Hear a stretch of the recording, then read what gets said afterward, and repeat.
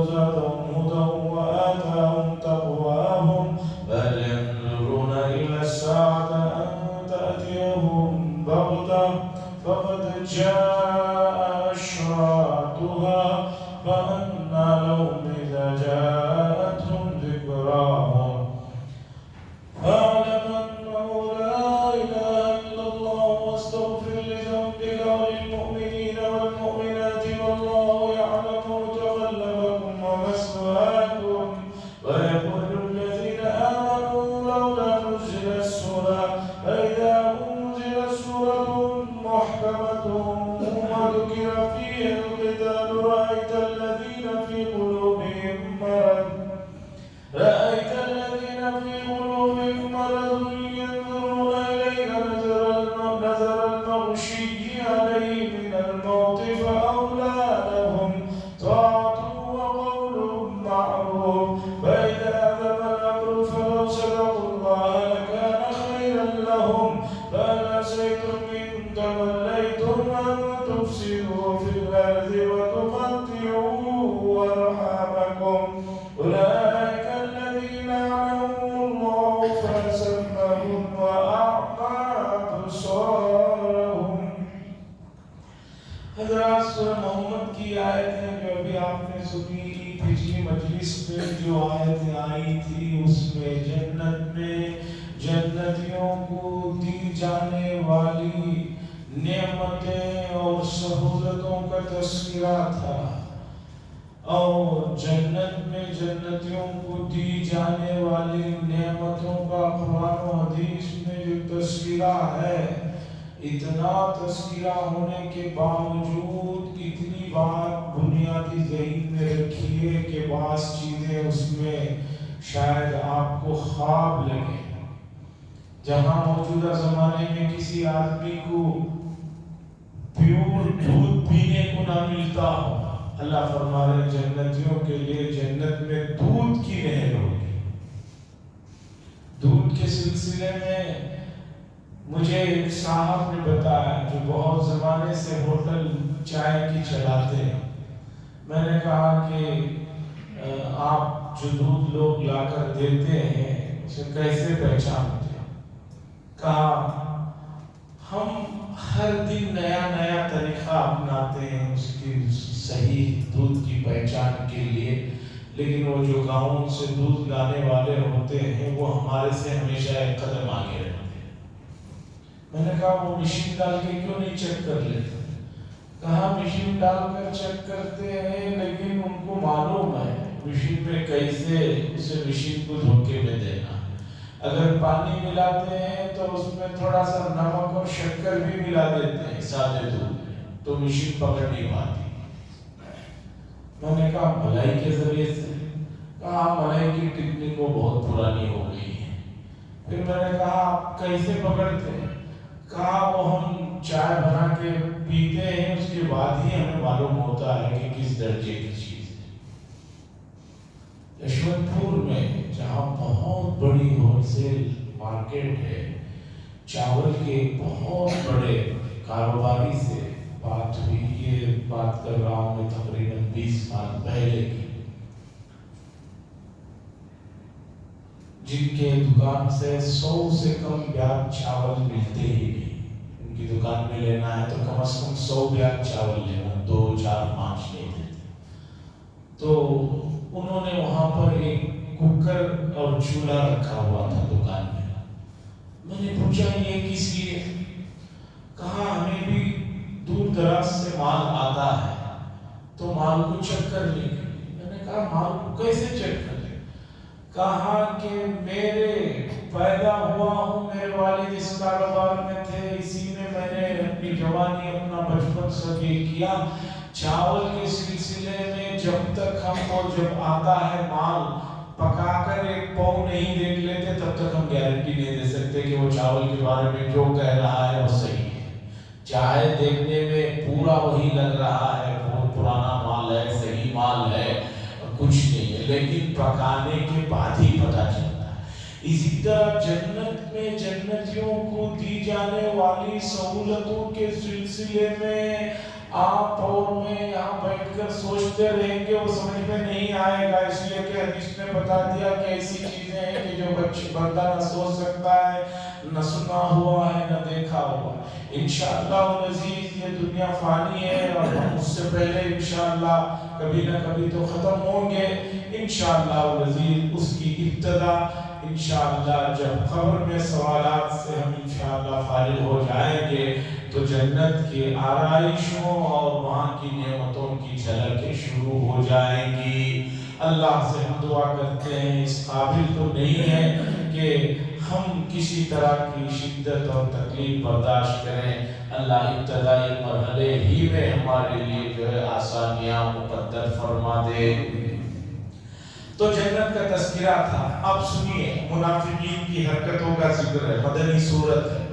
منافقین کیا کرتے تھے؟ رسول اللہ صلی اللہ علیہ وسلم کی مجلس میں آتے، بیٹھتے اور بیٹھ کر ایسا سنتے جیسے پورا توجہ سے سن رہے ہیں، ایسا دیکھتے کہ جیسے بالکل دلچسپی، اور مجلس جو ہی ختم ہوتی باہر نکلتے تو صحابہ سے پوچھتے کہ ابھی کیا کہہ رہے تھے؟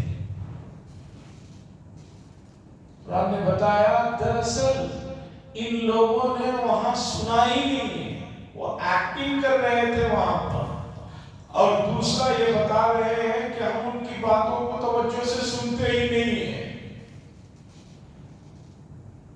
ماہرین جو اساتذہ ہوتے ہیں ان کو آپ دیکھیے کہ کلاس میں لیکچر دے رہے ہوں، سبق پڑھا رہے ہوں، بہت سے طلبہ استاد کو دیکھ ہی رہے ہوتے ہیں۔ ماہر استاد پہچان لیتا ہے کہ اس میں کتنے طلبہ میرے سبق میں میرے ساتھ ہیں اور کتنے غائب ہیں، صرف یہاں ان کا جسم بیٹھا ہوا ہے۔ تو اللہ فرماتے ہیں وَمِنْهُمْ، اور ان میں سے بعض وہ ہیں يَسْتَمِعُونَ إِلَيْكَ، آپ کی طرف سنتے ہیں، حَتَّى إِذَا خَرَجُوا، یہاں تک کہ جب وہ نکلتے ہیں آپ کے پاس سے تو قالوا، کہتے ہیں لِلَّذِينَ أُوتُوا الْعِلْمَ، علم والوں سے، یعنی جو بڑے صحابہ ہیں اہل علم ہیں ان سے پوچھتے ہیں ماذا قال آنفا، ابھی ابھی کیا کہا؟ اللہ فرما رہے ہیں ان کی حرکتوں کا نتیجہ ہے اولئک الذین تبع اللہ، یہ وہ لوگ ہیں کہ جن کے دلوں پر اللہ نے جو ہے مہر لگا دی، واتبعوا اہواءہم، اور ان لوگوں نے اپنی خواہشات نفسانی کی پیروی کی۔ یہ جو حضور صلی اللہ علیہ وسلم کی مجلس میں حضور کی باتوں کو دلچسپی سے نہ سننے کی جو حرکت ہے، اس کی نحوست یہ ہے کہ ہم بات ان کے اوپر جو ہے نہ پہنچے، مہر لگا دی گئی، کیوں؟ خواہشات نفسانی کی اتباع۔ والذین اهتدوا زادهم هدى وآتاهم تقواهم، اور وہ لوگ جو ہدایت یافتہ ہیں، سیدھی راستے پر ہیں، اللہ نے ان کو اور زیادہ سیدھا راستہ اور ہدایت اور جو ہے تقویٰ عطا کیا۔ وزادهم هدى، ان کو اور زیادہ راہیابی یعنی ہدایت نصیب فرمائی۔ وآتاهم تقواهم، اور ان لوگوں کے لیے اللہ نے ان کے لیے پرہیزگاری بھی عطا فرمائی۔ فَهَلْ يَنظُرُونَ إِلَى السَّاعَةِ أَن تَأْتِيَهُم بَغْتَةً، بس نہیں ہے یہ لوگ مگر اس انتظار میں یہ ہے کہ اچانک ان کے پاس قیامت آئے۔ اب سب سمجھ جانے کی باتیں گزر چکی، اب قیامت کے انتظار میں آ رہے ہیں۔ فَقَدْ جَاءَ أَشْرَاطُهَا، اللہ فرماتے ہیں تحقیق کہ اس کی نشانیاں تو آ چکی ہیں، قیامت آنا باقی ہے، اس کی نشانیاں آ چکی ہیں۔ فَأَنَّىٰ لَهُمْ إِذَا جَاءَتْهُمْ ذِكْرَاهُمْ، بس کہاں ہے ان لوگوں کے لیے اس وقت نصیحت جب وہ چیز آ جائے، قیامت آنے کے بعد کہاں نصیحت حاصل کرے۔ اللہ فرما رہے ہیں کہ قیامت کی نشانیاں آ چکی ہیں۔ قیامت اور قیامت سے جڑے ہوئے مضامین جو احادیث میں ذکر کیے گئے ہیں، بعض بڑے بڑے تعلیم یافتہ لوگ بھی اس میں بڑے دھوکے میں پڑے ہوئے ہیں اور اس کا مطلب وہ لیتے ہیں جو وہ مطلب نہیں۔ کیا؟ بعض لوگ کہتے ہیں کہ بس اب قیامت آنے والی ہے، وقت ہی تعین کر دے رہے ہیں، 5 سال میں آ رہی ہے، 2 سال میں آ رہی ہے، گزشتہ چند دنوں سے کہہ رہے ہیں ایران میں امام مہدی آ گئے، وہ آ گئے، یہ آ گئے۔ یہ مطلب نہیں ہے۔ اب سنیے، حضور نے فرمایا، قرآن یہاں کہہ رہا ہے کہ قیامت کی نشانیاں آ چکی ہیں، ظاہر ہو چکی ہیں۔ فقط جاء اشراطها، تحقیق کے اس کی علامتیں ظاہر ہو چکی ہیں۔ حضور نے فرمایا مجھے اور قیامت کو جو ہے اس طرح حضور نے بتایا مجھے اور میں اور قیامت کے درمیان میں سمجھیے کہ یہ فاصلہ ہے۔ اس کے دو مطلب ہے، جیسے یہ انگلی ذری بڑی ہے یہ چھوٹی ہے، تو سمجھیے کہ بس یہ جتنا فاصلہ ہے اتنا فاصلہ رہ گیا ہے میرے آنے کے بعد قیامت کے بیچ میں۔ اور آپ جانتے ہیں کہ حضور صلی اللہ علیہ وسلم کو آئے ہوئے 1450 سال ہو رہے ہیں۔ آپ کون سے وقت کی تعین کرتے ہیں؟ آپ جس زمانے میں جی رہے ہیں، جن گھنٹے مہینے دنوں میں جی رہے ہیں، ان کے ذریعے سے تعین کرنا یہ قرآن و حدیث کا مطلب نہیں ہے۔ تو اس لیے یہ جو متعین کیا جا رہا ہے اور جو ہے سوشل میڈیا پہ کہا جا رہا ہے کہ بھی وہاں دجال آ چکا ہے، یہاں آ چکا ہے، بعض لوگ عجیب سوالات پوچھتے ہیں۔ رمضان کے بعد اب تک 3-4 آدمیوں نے مجھ سے پوچھ لیا حضرت دجال سنا آ چکا ہے، جدہ میں اس کا محل بنا دیا گیا ہے، کوئی کہہ رہے مدینے کے ادھر کہیں بنا دیا گیا ہے، یہ کیا مسئلہ؟ مجھے معلوم نہیں۔ میں نے کہا اتنا وقت میرے پاس نہیں ہے کہ سوشل میڈیا پہ بیٹھ کر ایسی فالتو چیزیں دیکھتا رہوں اور اس چیز میں پوچھوں آپ سے۔ دجال آ چکا ہے، اب یہاں آنے والا ہے، یہ سب چیزیں اس کا مطلب نہیں ہے۔ اور حضور صلی اللہ علیہ وسلم سے ایک صحابی نے جو بھولے بالے تھے انہوں نے پوچھا تھا کہ مدسا حضور قیامت کب آئے گا؟ حضور نے پوچھا کیا تیاری کر رکھے ہو قیامت کے لیے؟ انہوں نے فرمایا تیاری تو کچھ نہیں ہے یا رسول اللہ صلی اللہ علیہ وسلم، ہاں آپ سے بہت زیادہ محبت کرتا ہوں۔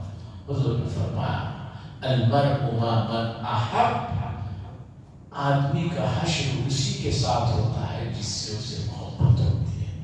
صحابہ کہتے ہیں کہ اس جملے سے ہمیں بڑی خوشی ہوئی، اس لیے کہ صحابہ کو حضور سے بے انتہا محبت ہے۔ تو قیامت کے سلسلے میں تاریخوں کا سالوں کی تعین کے پیچھے جتنے بھی لوگوں کی باتیں سائنسی طریقے پر غیر سائنسی طریقے پر آ رہی ہیں، کسی بھی جگہ سوشل میڈیا میں ان کی طرف توجہ نہ دیں۔ مستقل کتابیں انگریزی میں بھری ہوئی ہیں، نیٹ پہ بھری ہوئی ہیں، اردو میں کتابیں بھری ہوئی ہیں۔ پڑوس میں ایک عالم ہے، انہوں نے جو ہے 3-4 قیامت کے قریب کی نشانیوں کے سلسلے میں کتابیں لکھ دی۔ ان کے حساب سے چونکہ ان کی آخری کتاب کو آئے ہوئے بھی 15 سال ہو چکی ہے، ان کے حساب سے تو ایسا لگتا ہے کہ قیامت آ کے چلی گئی، ہمیں پتہ ہی نہیں ہے۔ فَاعْلَمْ أَنَّهُ لَا إِلَهَ إِلَّا اللَّهُ، بس جان لیجئے اللہ کے علاوہ کوئی معبود نہیں ہے۔ وَاسْتَغْفِرْ لِذَنبِكَ وَلِلْمُؤْمِنِينَ وَالْمُؤْمِنَاتِ، اور اپنے قصوروں کی معافی مانگیے اور مومنین اور مومنات اور مرد و عورتوں کے لیے بھی جو ہے مغفرت کی دعا کیجئے۔ استغفار کا لفظ آیا ہے، اللہ فرمائے وَاسْتَغْفِرْ لِذَنبِكَ، وَاسْتَغْفِرْ لِذَنبِكَ سے یہ نہ لیا جائے کہ رسول اللہ صلی اللہ علیہ وسلم سے نعوذ باللہ کوئی گناہ ہو گئے، اس لیے کہ انبیاء سے گناہوں کا صدور نہیں ہوتا۔ ہاں اولا غیر اولا کی بات ہوتی ہے، بہتر غیر بہتر کی بات ہوتی ہے۔ چونکہ بدر میں جن 70 لوگوں کو گرفتار کر کے لایا گیا تھا، فدیہ لے کر چھوڑ دیا گیا تھا، چونکہ اس پر اللہ نے اپنی ناراضگی کا اظہار فرمایا کہ انہیں نہیں چھوڑنا چاہیے تھا، تو اولا غیر اولا کی بات ہوتی ہے۔ مفسرین کہتے ہیں دراصل اس آیت میں یہ بات بتائی جا رہی ہے کہ جب ہمارے نبی ان چیزوں سے پاک ہیں، ان کو بھی استغفار کا حکم دیا جا رہا ہے، تو ہم کس درجے میں اللہ سے استغفار کرنا ہے سوچنا چاہیے۔ وَاللَّهُ يَعْلَمُ مُتَقَلَّبَكُمْ وَمَثْوَاكُمْ، اللہ فرما رہے ہیں اور اللہ جانتے ہیں تمہاری آمد و رفت کو بھی اور تمہارے رہنے سہنے کو، آرام کرنے کی سب چیزوں کو جانتے ہیں۔ متقلبکم کے معنی ہیں آنے جانے کی جگہ، تقلب کرنے ادھر سے ادھر، ادھر سے ادھر جو چیز ہوتی ہے۔ اللہ کہہ رہے ہیں اللہ تمہاری آمد و رفت کو بھی جانتے ہیں اور تمہارے رہنے سونے اٹھنے مسواکم، تمہارا جو ٹھکانہ ہے رہنے کا جس میں آدمی رات کو آرام کرتا ہے، اللہ کہہ رہے ہیں اسے بھی ہم جانتے ہیں۔ کیا مطلب؟ جب ہم جانتے ہیں تو ذرا ہوشیاری سے رہنا. جیسے آدمی کسی علاقے میں جاتا ہے، گھستے ہی بتایا جاتا ہے کہ کیمروں کی نگرانی میں ہے، آدمی ذرا اسٹینڈرڈ میں آ جاتا ہے اور سوچتا ہے کہ کیمرے دیکھ رہے ہیں، اور کہیں جا رہا ہے بتایا جا رہا ہے نہیں تمہاری ویڈیو بنائی جا رہی ہے، تو آدمی بڑے حساب سے، متانت سے، سنجیدگی سے چلتا ہے. تو ایسے ہی یہ بات جو ہے اس قبیل سے ہے کہ اللہ تمہاری ہر چیز کو جانتے ہیں. اب سنیے مومنین کی کیا حالت ہے. وَيَقُولُ الَّذِينَ آمَنُوا، اور کہتے ہیں وہ لوگ جنہوں نے ایمان لایا، لَوْلَا نُزِلَتْ سورۃ، کیوں کوئی اس قرآن مجید میں سورت نازل نہیں ہوتی، ایسی سورت جس میں ہمیں قتال کا حکم دیا جائے، جہاد کی اجازت دی جائے. مومنین کی تو یہ خواہش ہوتی ہے. فَإِذَا أُنزِلَتْ سُورَةٌ مُحْكَمَةٌ، پس جب نازل ہوتی ہے جچی تلی واضح سورت، محکم، اور اس کے مقابلے میں ایک لفظ ہے متشابہ. محکم کہتے ہیں وہ چیز جو بالکل واضح ہے، جس میں دو تین معنی آپ لے ہی نہیں سکتے. متشابہ کہتے ہیں کہ ایسا لفظ کہ جس میں ہو سکتا ہے کہ یہ بھی معنی ہو، یہ ہو سکتا ہے کہ یہ بھی معنی ہو. تیسرے پارے میں گزر چکا ہے. قرآن میں کچھ آیتیں ہیں جو محکم ہے، واضح ہے، صریح ہے، اور کچھ آیتیں ہیں وہ جو ہے متشابہ ہیں، جس کے معنی اور مفاہیم میں قدر اختلاف ہو سکتا ہے. اللہ فرما رہے ہیں پس جب نازل ہوتی ہے کوئی جچی تلی صورت محکم یعنی واضح، وَذُكِرَ فِيهَا الْقِتَالَ، اور اس میں قتال کا ذکر کیا جاتا ہے، یعنی جہاد کی اجازت دی جاتی ہے، تو مومنین جو تمنا کر رہے تھے ان کی تو پوری ہو گئی. اب سنیے اس طرح کی جب بات نازل ہوتی ہے، رَأَيْتَ الَّذِينَ فِي قُلُوبِهِم مَرَضٌ، آپ دیکھیں گے ان لوگوں کو جن لوگوں کے دلوں میں بیماری ہے. بیماری سے مراد ہے وغیرہ کی بیماری، نفاق کی بیماری ہے. يَنْظُرُونَ إِلَيْكَ نَظَرَ الْمَغْشِيِّ عَلَيْهِ مِنَ الْمَوْتِ، دیکھتے ہیں وہ آپ کی طرف یعنی رسول اللہ صلی اللہ علیہ وسلم کی طرف دیکھتے ہیں. جب جہاد کا واضح حکم آ چکا ہے تو اب منافقین بھاگ نہیں سکتے، تو وہ آپ کی طرف دیکھتے ہیں ایسا دیکھنا جیسے کوئی آدمی موت کی غشی میں دیکھتا ہے. ایک آدمی ہے اسے موت آ گئی ہے، موت کی غشیاں اس پر طاری ہو گئی. اب آپ سوچیے اس کی حالت کیا ہوگی، اس کی نگاہیں کس طرح کمزور ہوتی ہیں، موت کے قریب کے جو جھٹکے لگ رہے ہیں. تو اللہ فرما رہے ہیں منافقین کا یہی حال ہے. جب جہاد کا حکم آ گیا تو یہ آپ کی طرف ایسے دیکھ رہے ہیں، نظر المغشی علیہ من الموت، جیسے غشی ہے موت کے وقت میں غشی طاری ہوتی ہے، جیسے آدمی موت کے قریب غشی کی حالت میں دیکھتا ہے، ایسا دیکھتے ہیں. فاولا لہم، ان کی بدبختی ہے اور ان کے لیے جو ہے یہ چیز ہے. طاعت و قول معروف، فرما برداری اور اچھی بات کا اظہار کرنا.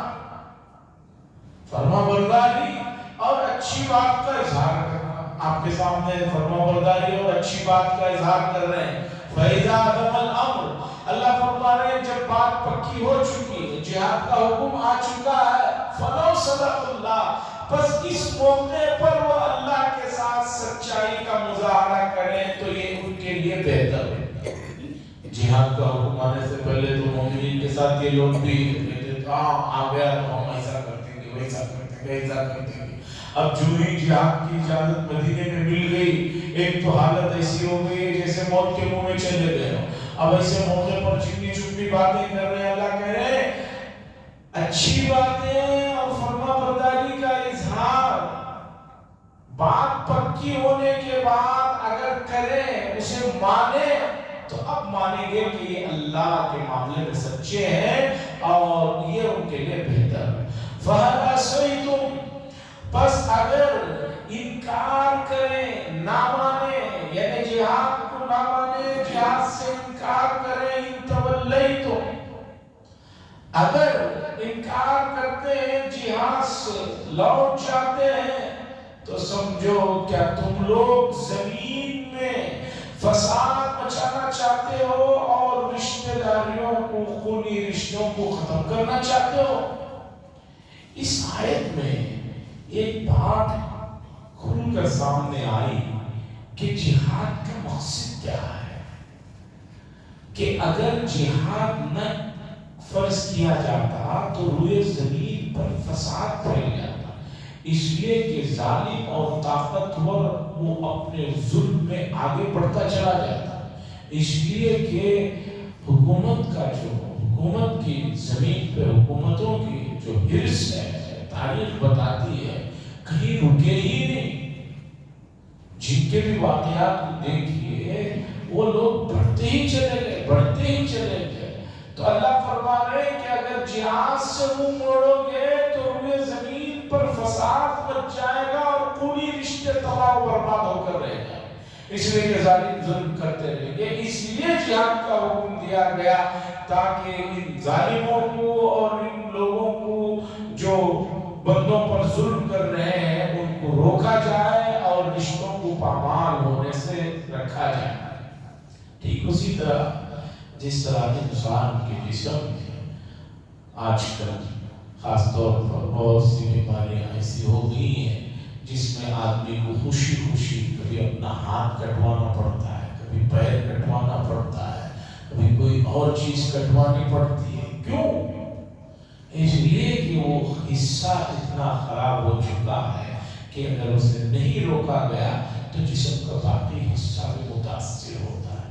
تو جہاد میں بھی 2 4 10 20 کے لیے جو سختی آ رہی ہے وہ اس لیے ہے تاکہ دوسرے لوگ خونی رشتے اور دوسرے انسان محفوظ رہیں اور زمین پر فساد نہ ہو۔ اولئک الذین تبع اللہ اولئک الذین لعنهم اللہ، یہی وہ لوگ ہیں جو اللہ کی رحمت سے دور ہو گئے، اللہ نے لعنت فرمائی۔ لعنت کا ترجمہ ہے اللہ کی رحمت سے دور ہو جانا۔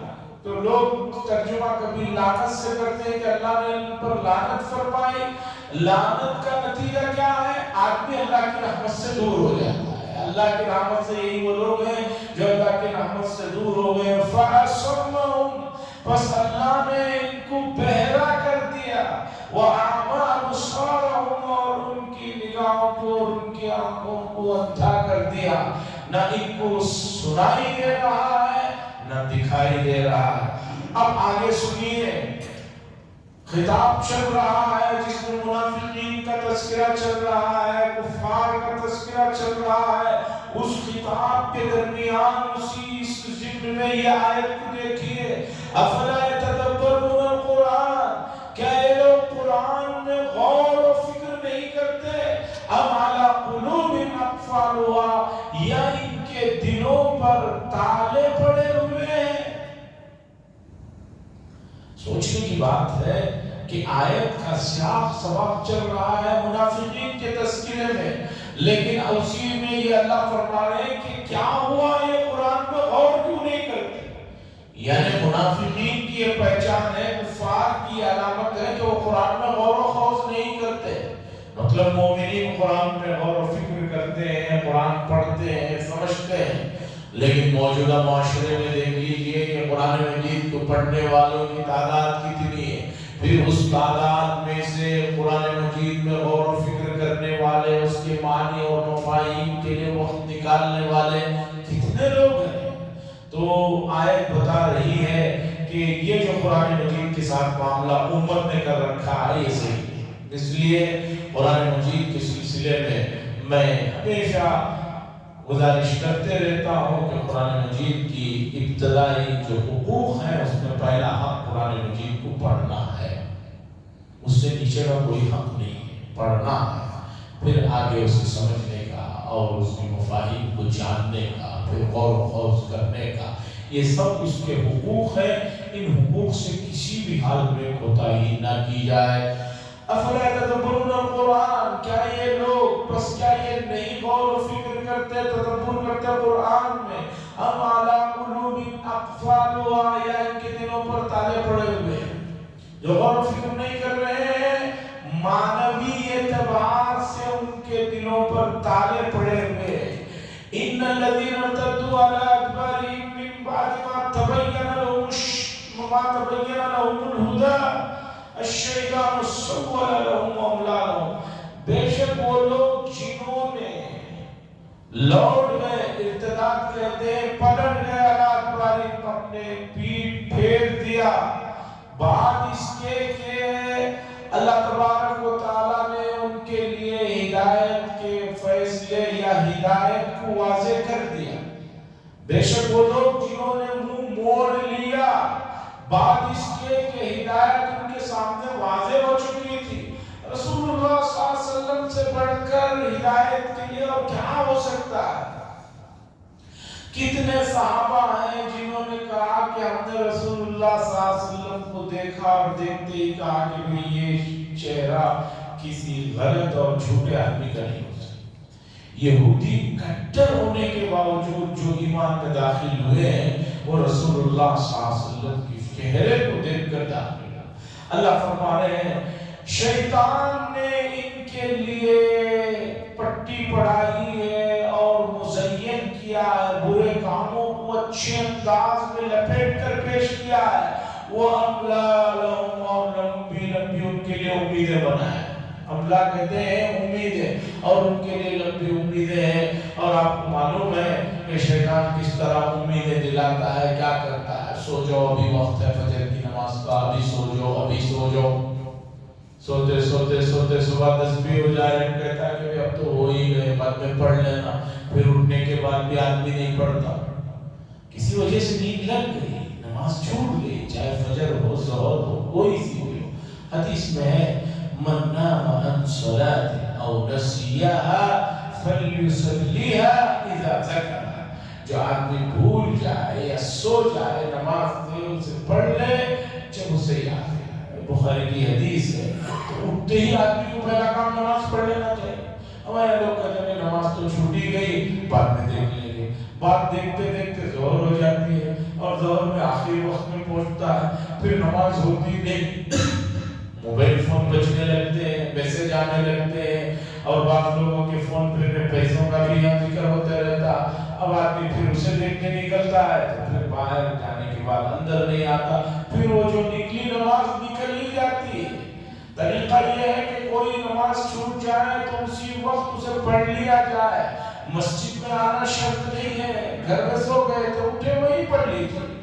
ذالک بأنہم، یہ اس لیے کہ ان لوگوں نے قالوا للذین کرہوا، کہا ان لوگوں سے جو ناپسند کرتے ہیں اللہ کی نازل کردہ چیزوں کو، سنطیعکم فی بعض الامر، ہم بعض چیزوں میں تمہاری اطاعت کریں گے۔ اللہ نے جو آیت بتائی ہے اس میں بتایا کہ ان لوگوں کو شیطان نے جو پٹی پڑھایا ہے، لمبی امیدیں دلایا ہے۔ اب منافقین کا ذکر کر رہے ہیں، یہ سب نحوست ان کو اس لیے آئی ہے کہ ان لوگوں نے کفار سے، یہود سے، مشرکین سے کہا۔ کفار بھی، یہود بھی، مشرکین بھی قرآن کو ناپسند کرتے تھے۔ ان سے ان منافقوں نے کہا کہ بھئی ہم تمہاری تھوڑی باتیں تمہاری مانتے ہیں، تھوڑی وہاں بھی ماننا پڑتا ہے، مسلمانوں کے پاس جا رہے ہیں تو ان کی بھی ماننی پڑتی ہے، تو تھوڑی باتیں ہم سے نطیعکم فی بعض الامر، ہم اطاعت کریں گے بعض معاملات میں تمہارے، بعض ہو یا ایک ہو۔ ایک برتن میں پانی ہے، اس میں چاہے خون کا ایک قطرہ گرے یا 10 قطرے گرے، ایک پیشاب کا قطرہ گرے یا زیادہ گرے، پانی تو ناپاک ہے۔ تو اسی طرح منافقین جو چند باتیں کہہ رہے ہیں کہ ہم نے ان کی چند باتوں کو تمہارے مانتے ہیں، تو اللہ نے کہا اس کی نحوست ہے کہ ان لوگوں کو جو ہے شیطان کے قبضے میں آ گئے۔ واللہ یعلم اسرارہم، اللہ فرماتے ہیں اللہ تبارک و تعالی جانتے ہیں تمہاری خفیہ باتوں کو، تمہاری ان چیزوں کو جو تم کرتے ہو۔ فکیف اذا توفتہم الملائکہ، اللہ بتا رہے ہیں یہ جو کچھ زندگی میں تم کر رہے ہو، پس کیسے ہوگا وہ وقت، یاد کرنے کا ہے وہ وقت جب ملائکہ ان کی روحوں کو نکال رہے ہوں گے، یضربون وجوہہم، ان کے چہروں پر مار رہے ہوں گے اور ان کی پیٹھوں پر مار رہے ہوں گے، اس لیے کہ برے آدمی کی روح نکالنے جو فرشتے آتے ہیں چلتی پھرتی رہتی ہے، تو فرشتے دیتے ہیں بھئی کہاں تک چھپو گے، کب تک چھپو گے، مارتے ہیں۔ اللہ کہہ رہے ہیں کہ وہ وقت ایسا ہوتا ہے کہ وہ وقت میں جو ہے جب فرشتے مار رہے ہوں گے، اس وقت ذرا سوچو اس وقت کا کیا حال ہے۔ ذالک بانہم اتبعوا، یہ اس لیے کہ انہوں نے اتباع کی ما اسخط اللہ، اللہ کو جو چیزیں ناپسند ہیں اس کی انہوں نے اتباع کی۔ فرشتوں کی ہاتھ سے جو پٹائی ہونے والی ہے، یہ اس کی وجہ یہ ہے بِأَنَّهُمْ اتَّبَعُوا مَا أَسْخَطَ اللَّهِ، اتباع کی اس چیز کی جو اللہ کو ناپسندیدہ ہے، وَكَرِهُوا رِضْوَانَهُ، اور جو اللہ کی خوشنودی والے کام ہیں اسے ناپسند کرتے ہیں۔ اللہ کی ناپسندیدہ چیزوں کو پسند کرتے ہیں، اور اللہ کو جو چیزیں پسند ہے وہ کری ہو، اور ان چیزوں کو جسے اللہ ناپسند کرتے ہیں اسے لوگ جو ہے اللہ جسے پسند کرتے ہیں وہ کری ہو رضوانہ، اللہ کی خوشنودی کو یہ پسند نہیں کرتے۔ فَأَحْبَطَ أَعْمَالَهُمْ، اور آخری خلاصہ یہ ہے کہ ان کے اعمال کو اللہ نے حقارت کر دیا، برباد کر دیا۔ خلاصہ کلام یہ ہے کہ مومنین جو اس خوش فہمی میں قرآن پڑھتے ہوئے سوچتے ہیں کہ یہ سب وعیدیں، یہ سب دھمکیاں، یہ سب ناراضگیاں صرف دوسروں کے لیے ہیں، اس سے نکل جائیں۔ بہت سے مرتبہ آپ کو شریعت کی چیزیں کسی وجہ سے آپ ناپسند کرتے ہیں، اس سے بچیے، اس سے بچیے۔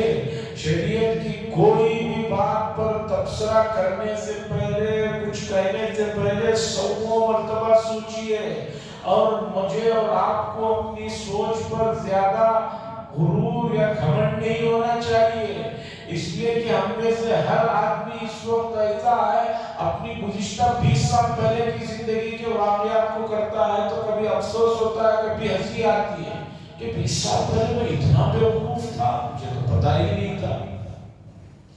کتنے خیالات ہیں کہ ہم جب جاتے ہیں یہ صحیح ہے، لیکن 1 سال کے بعد، 5 سال کے بعد پتہ چلتا ہے کہ ہم جو سمجھ رہے تھے جسے صحیح کہہ رہے تھے وہ چیز تو غلط ہے، وہ چیز تو ناکارہ نکلی، وہ چیز تو ایسے ہوئی۔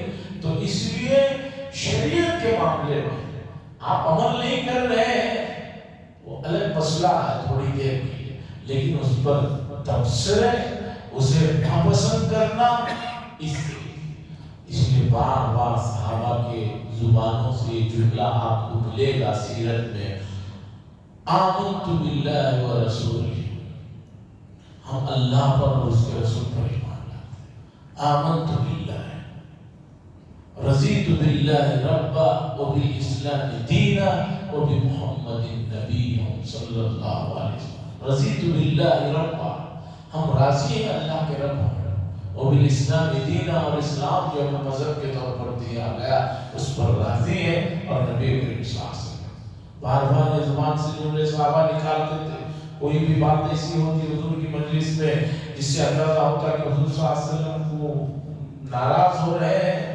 فوراً یہ جملے کہتے تھے۔ ہمیں بھی چاہیے کہ اپنے بچوں میں، اپنے جو بھی متعلقین ہیں ان میں اسلام کی عظمت، محبت اسے بھر دیں، اور اس کے لیے آپ کو جو انداز اختیار کرنا چاہتے ہیں آپ کے اپنے حساب سے اسے اختیار کریں، تو یہی ہمارے لیے دنیا اور آخرت میں نجات کا ذریعہ ہے۔ وآخر دعوانا الحمدللہ الحمد لله شكر يا الله اللهم صل على سيدنا الشفيع نبينا حبيبنا مولانا محمد وسلم اللهم انت السلام منك السلام تبارك يا ذا الجلال والاكرام ربنا اتنا في الدنيا حسنه وفي الاخره حسنه وقنا عذاب النار صلى الله تعالى وسلم على خير محمد وعلى